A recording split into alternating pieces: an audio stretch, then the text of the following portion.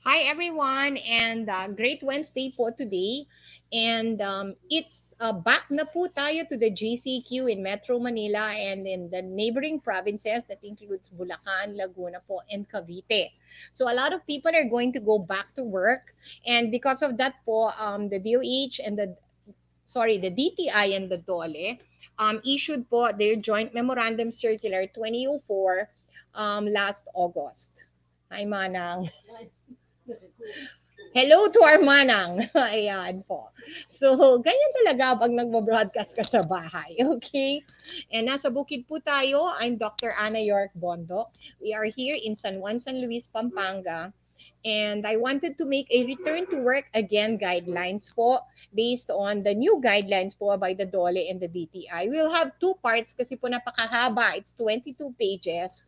And himay-himayin po natin and that so that we can get po important points po for every point po kasi may mga bago po talaga na nilabas. And hopefully our companies po can be guided by this.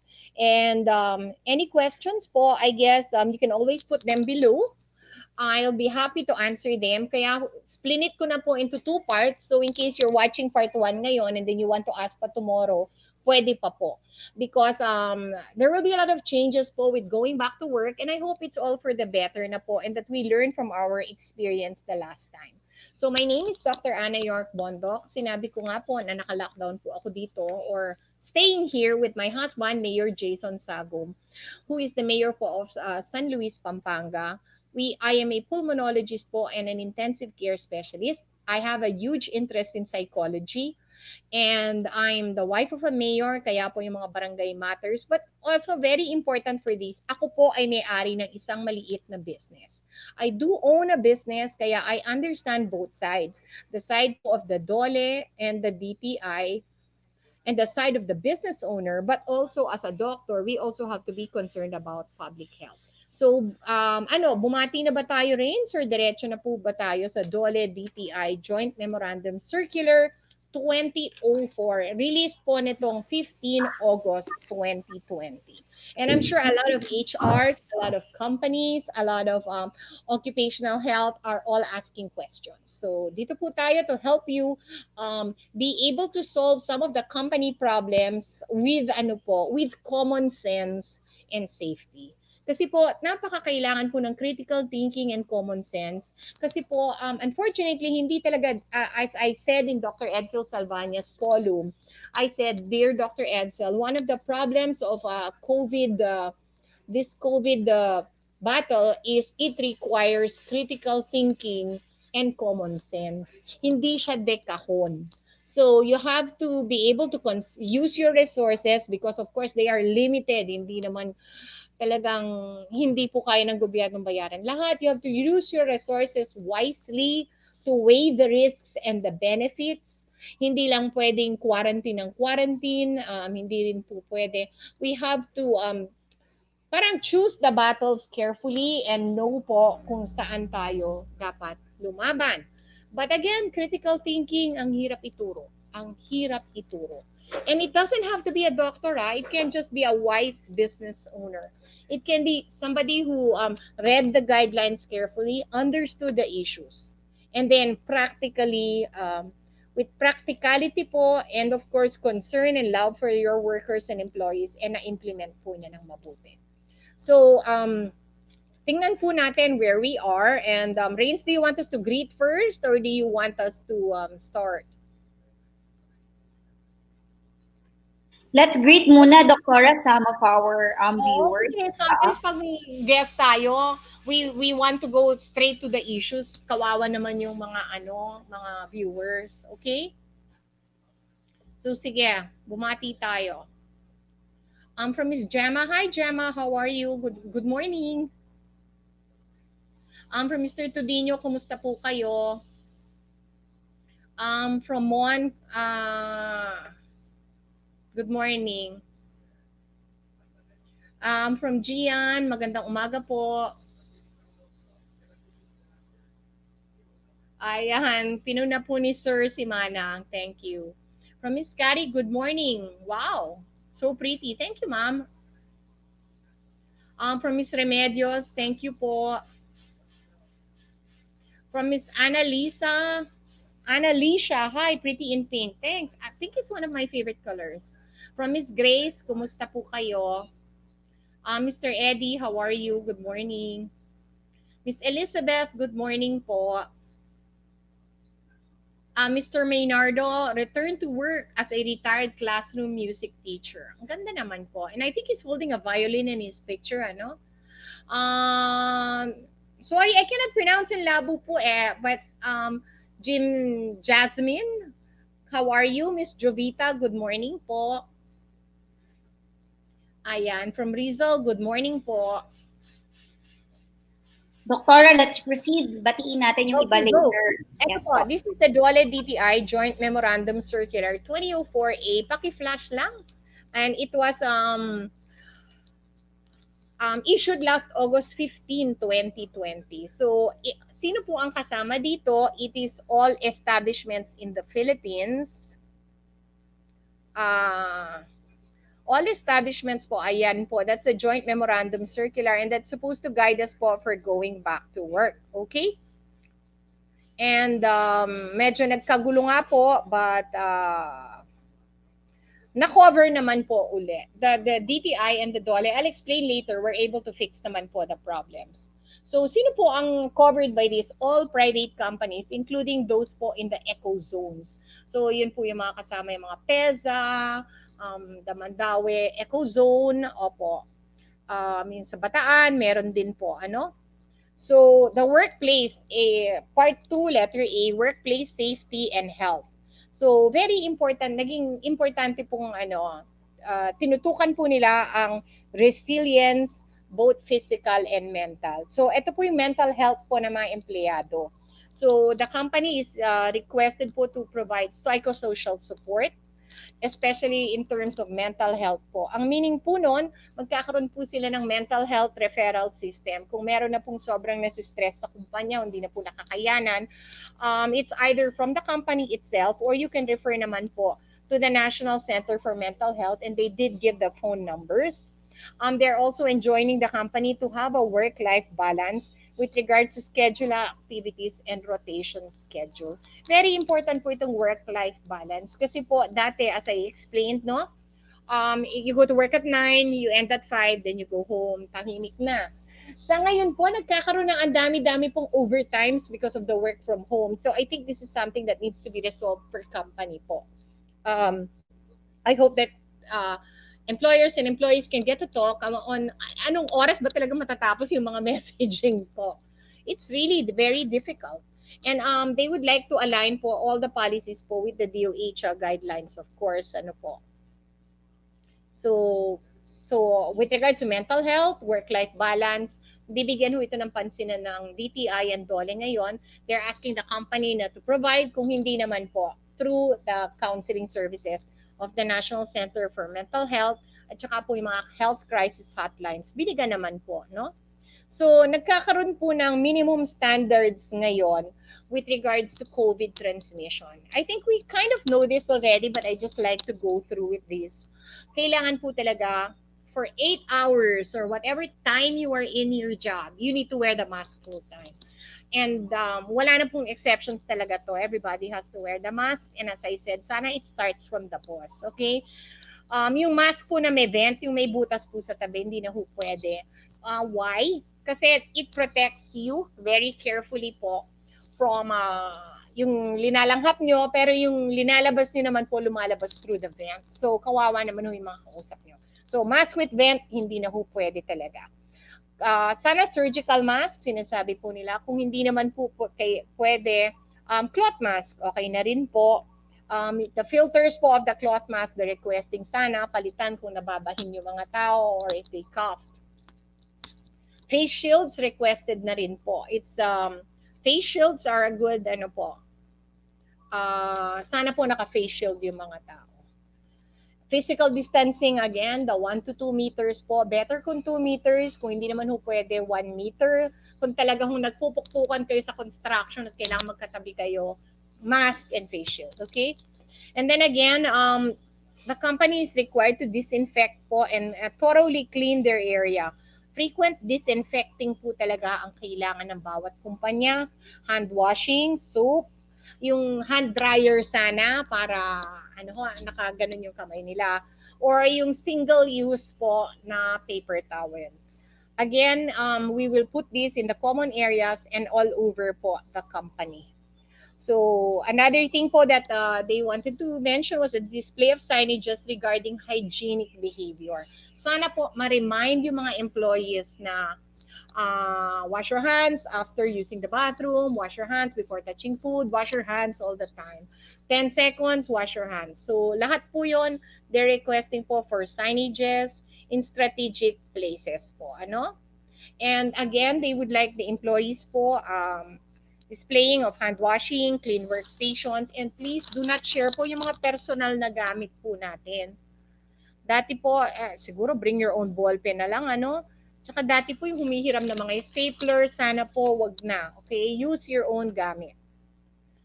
This is also very important po, yung shuttle service po ng kumpanya.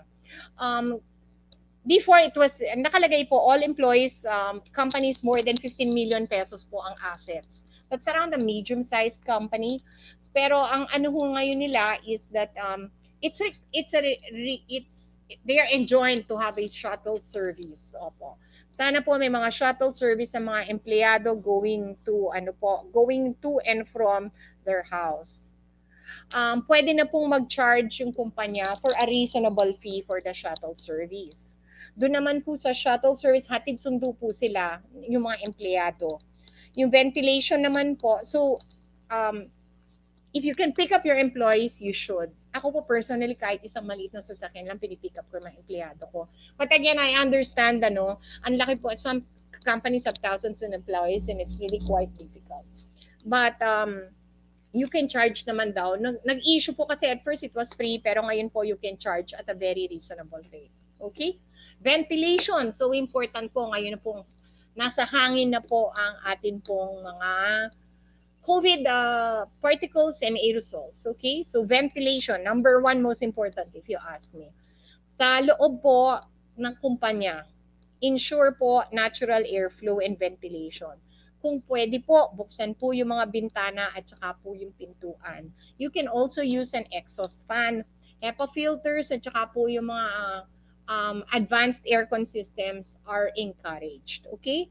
Inside naman po the employee shuttle, buksan po sana yung mga bintana kahit 3 inches.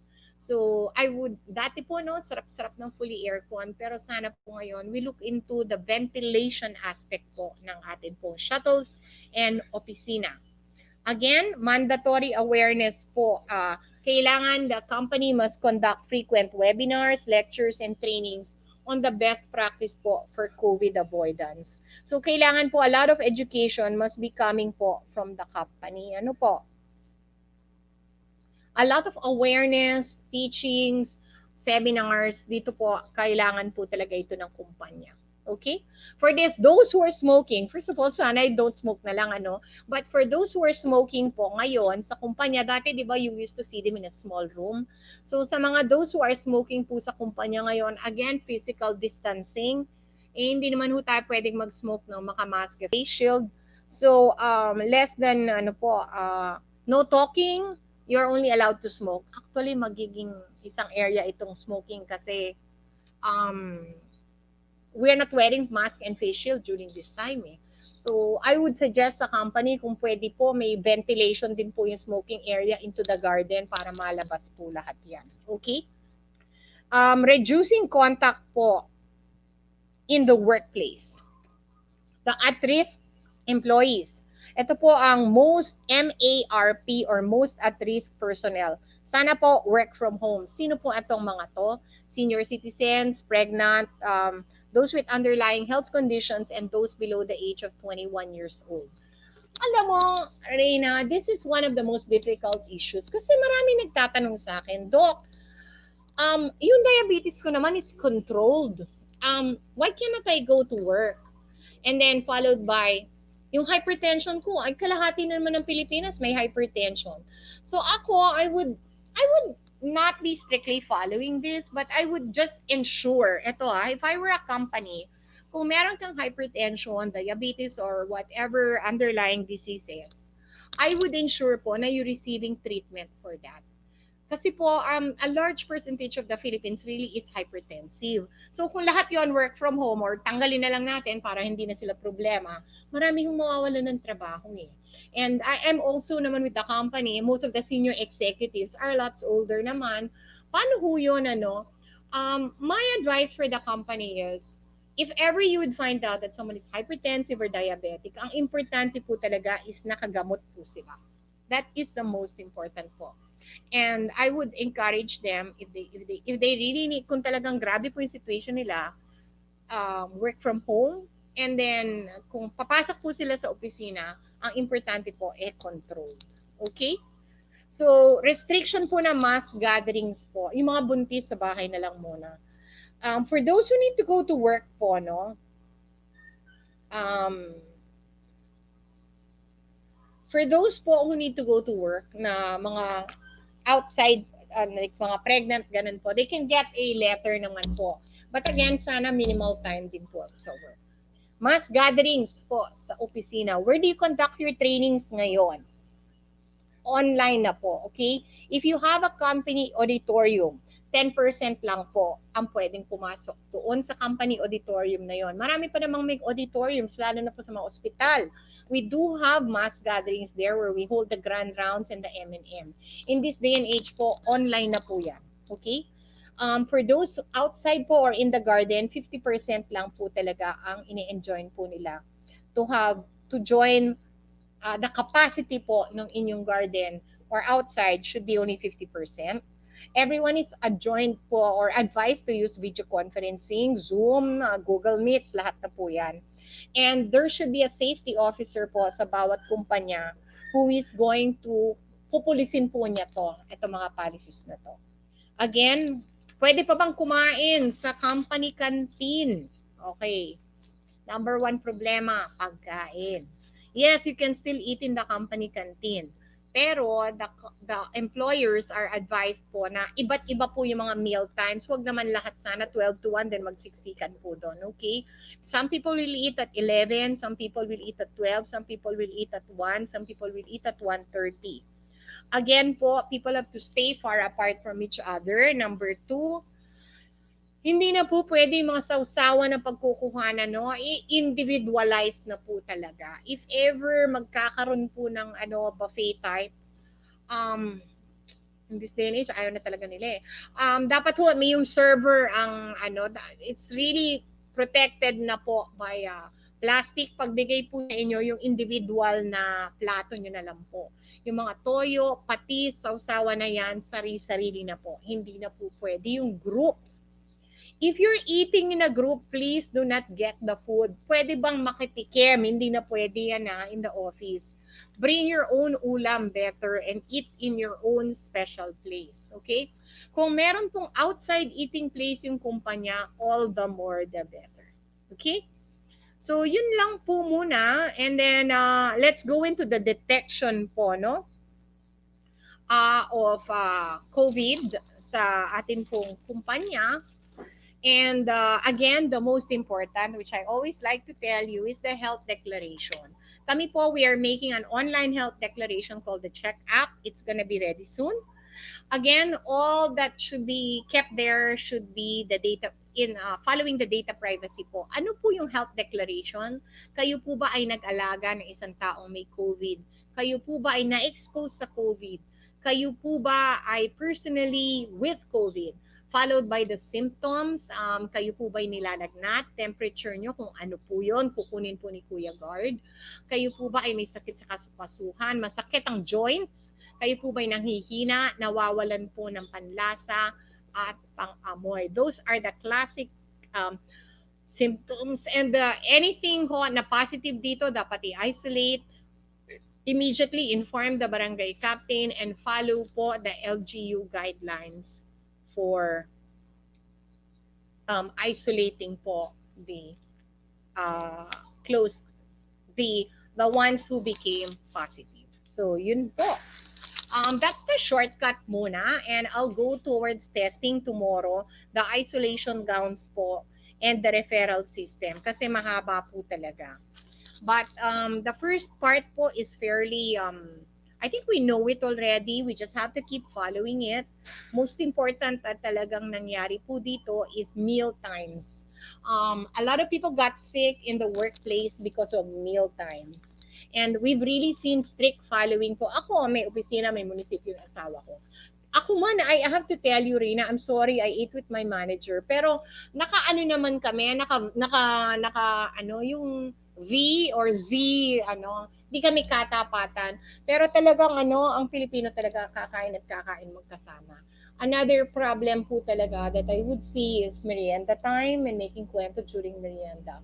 But that's what makes work fun eh. Diba, Reyna? You work also in a corporate environment. Kung minsan maganda rin makipagsosyalan with your friends in the workplace, diba? Oh. That's true, Doktora. Kasi doon nabubuo talaga yung bonding, camaraderie, ganyan. Yeah. Usually yung pinag-uusapan pa nyo, your boss that you hate o ano. Mga chikahan sa love life, ganyan. Kasama na yan. Mga chikahan sa love life. Sino cute na pa sa opisina. Yung ka-office mate mo, ang arte-arte, always bring the new box. Ano na yan, diba? Oo. Yun yung nagbibigay ng spice eh. Hindi naman tayo pwedeng forever serious on a daily basis, di ba? Kasi madami mag-burn out. The National Center of Mental Health every day. Oo. Ako, before I encourage my mga staff ko na, let's not talk about work pagka break time. Let's talk about light things, simple stuff. Yung telenovela, diba? Like you, diba, Doktora, when we go to Wakwak, you always eat with us. And then, you never talk about work. We engage. O, kamusta ka na? Yan. Kamustahan ba? So, yun. Ang Filipino company kasi, lalo na majority of our companies are small, medium-sized. Siyempre, may mga conglomerates naman dyan and very professional talaga sila. But talagang majority of the companies are really family-owned and, parang pamilya, kawentuhan talaga yan eh. So, dun talaga nagkakaproblema. Kasi, go out, we don't know the persons. Talagang ikaw ba, are you gonna remove your mask in the street? Or in the public transport? No way. Pero halimbawa, nandun ka sa opisina, medyo mainit naman, kilala mo naman yung mga opisina mo, dun talaga nagkakaproblema. Pero Doktora, di ba? That needs you to put your guard down eh. Yes, oo. Pero ngayon, sana wag na muna. Kasi mas tumataas ang COVID. Talagang hindi dapat. Yes, the COVID rates are going up. Some of our BPOs are just in mga renting sa mga mga floors, so talagang walang mga bintana talaga yung iba doon. Ang hirap talaga. Mahirap. Can I raise some concern? You've touched already, you've nabanggit mo na yung BPO. Can I raise a kwento sa'yo, Doktora, last time, di ba? I told you about the BPO na dinidiscourage nila yung mga employee nila na not feeling well to get checked. Ano ba kayo? Huwag kayong ganun. No, remember the kwento that I have? Kailangan talaga na we have to have kailangan tulungan between the employees and the employers during this time talaga. Kasi, employers, kung paghihigpitan nyo rin yung mga employees at kumalat po yung COVID, lahat po tayo maapektuhan. But I also understand because I also own a company, ang hirap talaga. It's a tough balance. And I think one of the things that is very interesting is to talk to employers on how they manage this crisis. I think a lot of them just really follow the DOH. I'm so glad na hindi na mention dito yung rapid antibody testing. So, though we will go to testing dito sa second part. So, let's answer a few questions. Meron kayang magtatanong or alam na ba? Meron naman po. May mga comments naman, Doktora. Sige, pasabahan lang natin sila.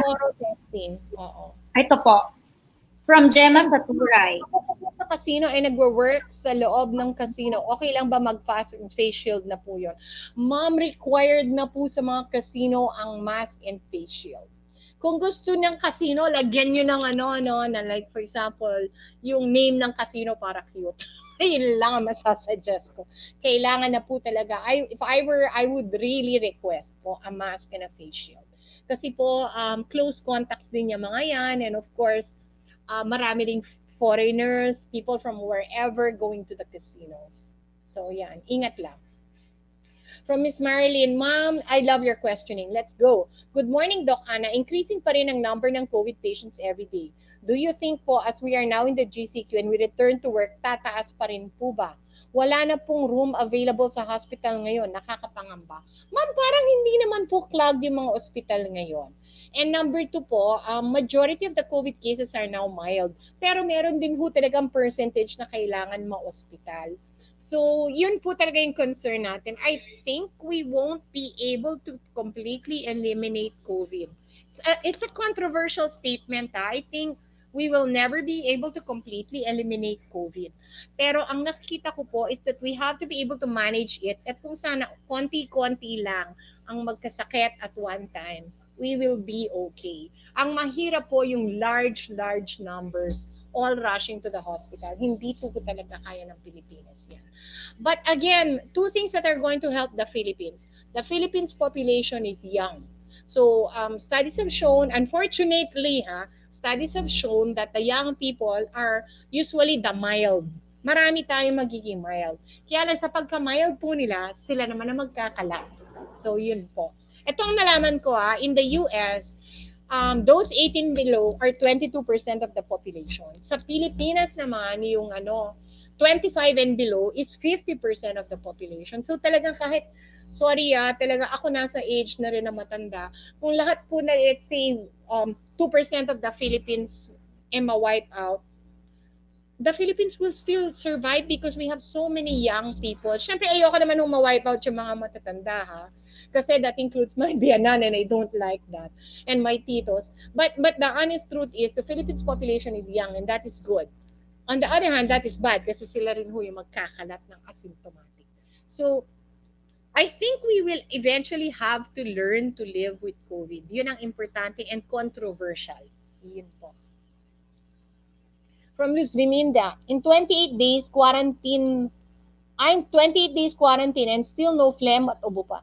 Ma'am, the quarantine na lang po ngayon is really 14 days na lang po. It is advised by the department, bakit kayo na-quarantine ng 28 days? Are you still in the quarantine? Ma'am, 14 days na lang po.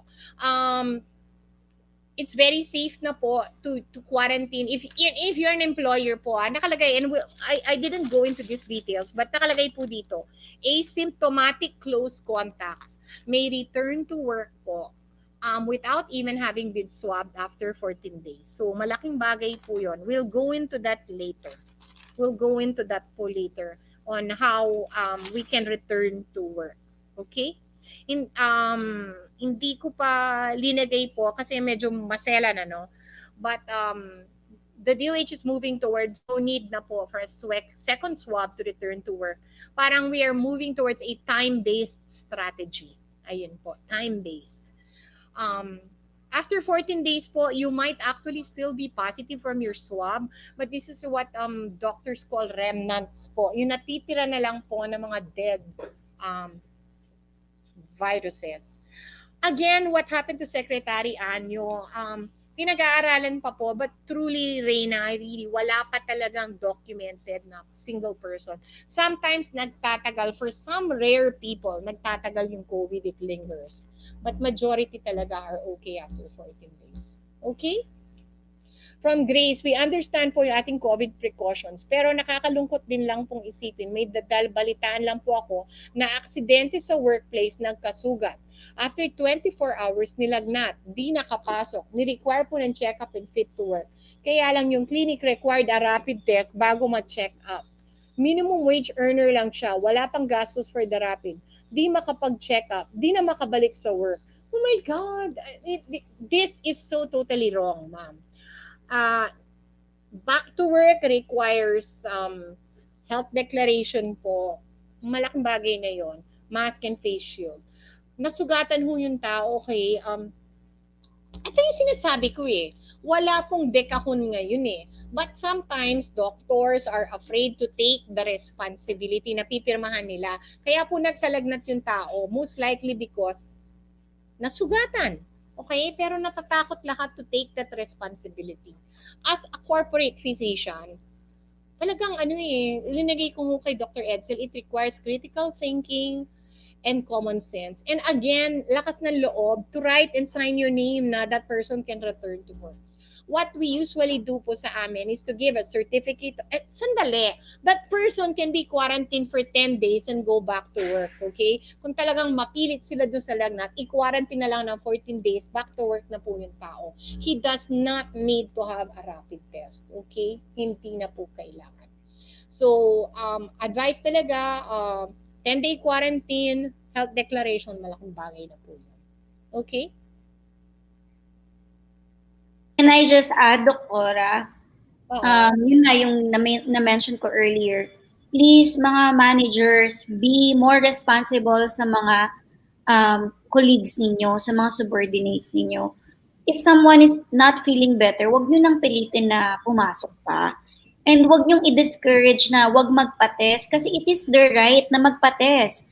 Kung gusto nung empleyado magpa-test, and then you will tell the employee na wag kang magpa-test kasi madaming madadamay dito, lahat tayo mawawala ng work. Come on, what maling-mali, what kind of thinking is that na isasalba mo yung sarili mo? What if mas lalong grabe, andun pa rin pala yung super spreader Yun na doon. nga, diba? Yeah, lead to a worse outbreak. This is really true, ha? This is really happening in BPOs. I'm telling you. Oo, Doktora. So, please, mga managers, kung Wag, don't do that. Oo, kung gusto nila magpa-test. Divide your group into teams and separate the teams. Like there's team A, team B, team C, team D. Alam mo yon? Para pag may nagkasakit sa team A, ando pa rin si team B, C, D. Kasi lalo na kung malaki naman yung kumpanya nyo, then you can have many teams. Try to think about that na parang ano sila, yung rolling yung mga tao so that pag may nagkasakit, not the 1,000 employees of the company, wala na. Wag naman ganun. Also, yung, eto na Reyna, yung halimbawa, yung messenger dati ng kumpanya, di ba, umiikot sa lahat ng floors, hindi na ganun. Sana yung, para malimit din yung movement ng mga tao sa kumpanya. Kung pwedeng doon na lang kayo kumain in your desk instead of going out, mas lalong maganda. Kung pwedeng, alam mo yon, yung try to contain the movement of the persons in your business. Yun lang. That's the best resolution. Si messenger sa 4th floor, then pupunta 2nd floor, then makikipagkwento yung mga secretary sa 6th floor. Wala na, stay in your place na lang, please. Kasi the more movements, the more contact tracing ang mangyayari pag may nagkasakit. Okay? Agree ako. That's the best resolution with that. I mean, talaga. Stay in your place and stop wandering around the company unless that's your job. Okay, so ayan, flash pa tayo ng more questions. Pero before I move on, please mga managers, it is karapatan ng mga tao na magpatingin sila. Huwag mo nakalata nila yung lolo't lola nila because you didn't want them to be tested. Okay, oo, wag. Doktora, di ba karapatan yon ng mga tao na oo naman. Nakalagay dito sa DOLE, ha? Telemedicine must be provided. Oh, see, so pwede mo palang kasuhan yung manager mo. Okay, Doctor, another question from Grace. Hindi naman po conclusive ang rapid test for COVID and it mostly yields a false positive and negative. Magastos na. Sayang pa because in question ang reliability nito. Kawawa yung those with financial constraint. Ma'am Grace, totoo po yun. Ito po yan, I'm against banning rapid antibody testing. Ang good news for you guys, na-receive po ng office ni Senator Bongo and they have forwarded it to the president, to the IATF. So, hintayin na lang po natin yon, okay? But the reason po, ito isipin mo, Arena. Some people say, why don't we screen na lang with the antibody, the rapid antibody test? And then yung nag-positive doon, yun ang i-swab. Ang tanong ko, why will we rely on a test that is only 20% accurate? Eh di sana nag-toss coin na lang tayo because the toss coin, kailangan mo piso, and you get a 50% accuracy rate. So, mas maganda pa yung rate ng toss coin kesa sa rapid. So, i-toss coin na lang yung mga tao at yung positive doon, yun ang iswab. Oh my God. Yung buhay mo nasa toss coin na, no? The rapid is only 20% accurate. the toss coin has a 50% accuracy rate. So, paano yun? Why will we pay money for something that's even less accurate than the toss coin when the toss coin is 1 peso? Diba? Agree, Parang agree. that's yung point na yun eh. Same And thing. ano, Tama ka dyan, doktora. I don't know lang nga, but what I read was that the Food and Drug Administration certified so many tests to be used. And during the testing sa PGH, nung tinapat talaga nila yung PCR at saka po yung rapid antibody, eh talagang 20% lang ang tama. It's such a really super bad test. Yun lang po. It's really Agree ako, doktora. Parang same with same dun sa nagtanong sa'yo. Yung mga positive na lang yung mga i-test for swab test.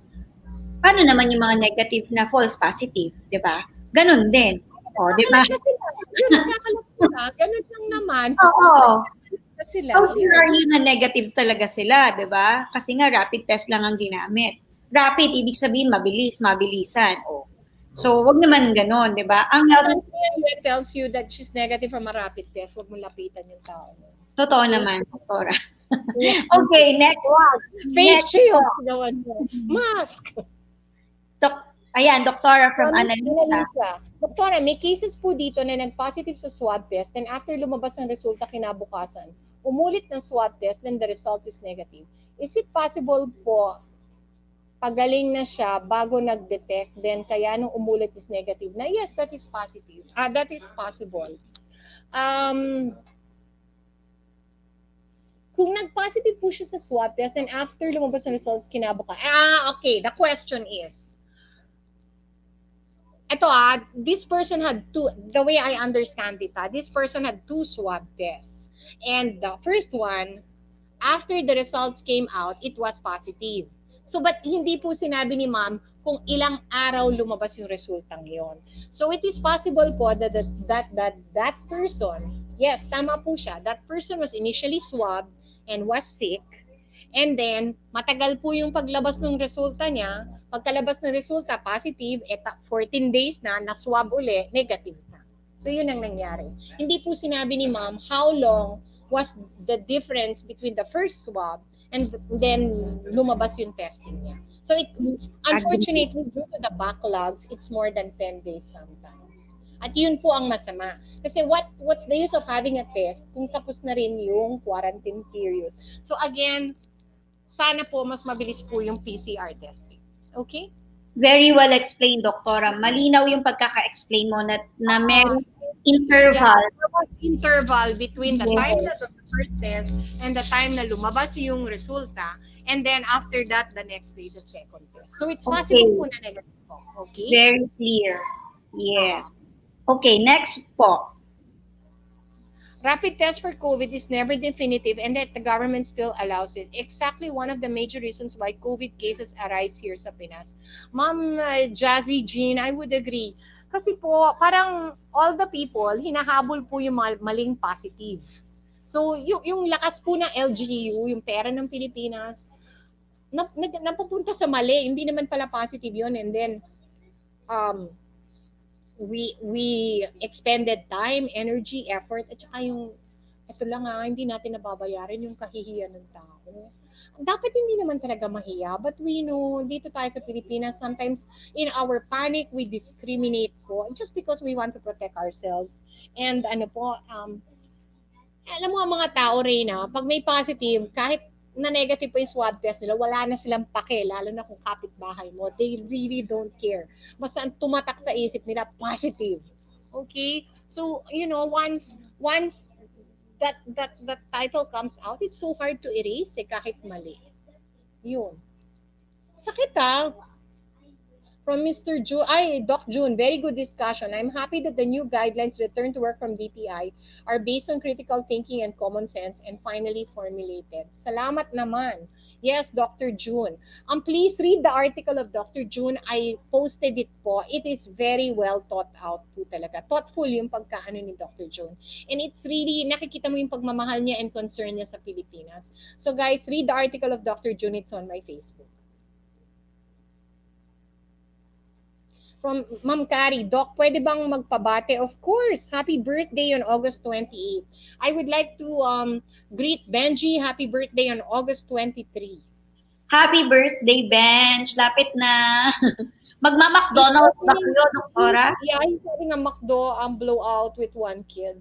And he's opening his Lego. Yun lang Are po. you going to have a virtual, virtual, Bahay. And he's opening his Lego. Ganun lang. Ganun lang. yeah, virtual celebration na lang, di ba? Simple lang po. Happy birthday, Bench. He had a birthday party po dun sa garahe ng biyanan ko. And then we got this clown from Bukawi. Sorry, chipipay lang kami. It was so baduy, but it was kind of fun.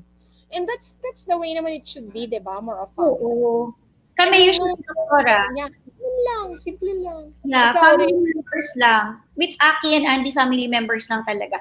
But kasi happy talaga sa Jollibee at saka sa McDonald's. Kaya we prefer that way eh. Doon talaga sila mag-birthday sa either Jollibee or McDonald's. And then family lang.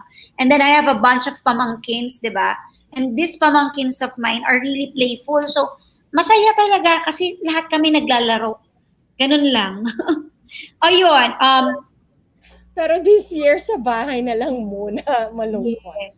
Malungkot na kay Andy. Andy had her first birthday Di ba dito. cancel yung party niya? Oo. Yes, March 22 yon. So, wala kaming Oh my magawa. God, kasi sa ganang lockdown. Yes, naka-dress lang siya and we can even buy a cake because pati yung mga Goldilocks and Red Ribbon are shut down during that time. So, we bought a cupcake. Sabi ko sa Nag-number 1 lang kami. We shaped it as number 1 and then 1 candle. Tapos, ayun. And then we invited everyone virtually. Doon kami kumanta ng happy birthday. Anyway, let's move on from Miss Jackie.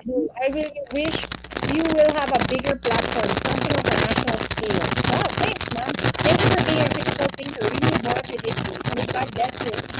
Thank you, Jackie. Share nyo na lang po sa amin. Para medyo nawawala yung audio mo.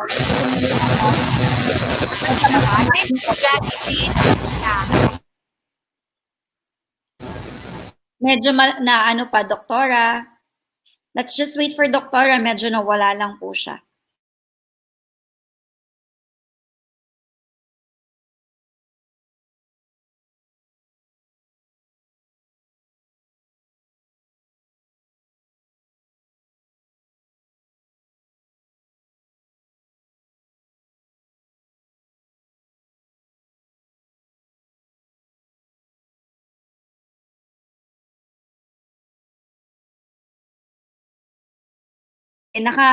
Hello everybody, Doktora is on the phone patch na lang because she's having some technical and connectivity issue. Hello, we are in the Philippines, so please bear with us. Here's Doktora. Hello, Doc. Oh, babati na lang po. Yes, thank you. Anyway, it's lunchtime. Tapos na rin po. Tomorrow we'll go into the COVID testing. Please, if you have any questions na nangyari sa mga kamag-anak niyo with the testing, just ilagay niyo lahat bukas. Sasagutin po natin yan. So tomorrow is testing po, isolation, return to work po ng DOLE DTI guidelines. Okay guys? Enjoy your lunch. Thank you, Doktora. Thank you so much, guys. See you tomorrow. Thank you. Bye-bye. Bye. Ingat. Okay, take care. Okay.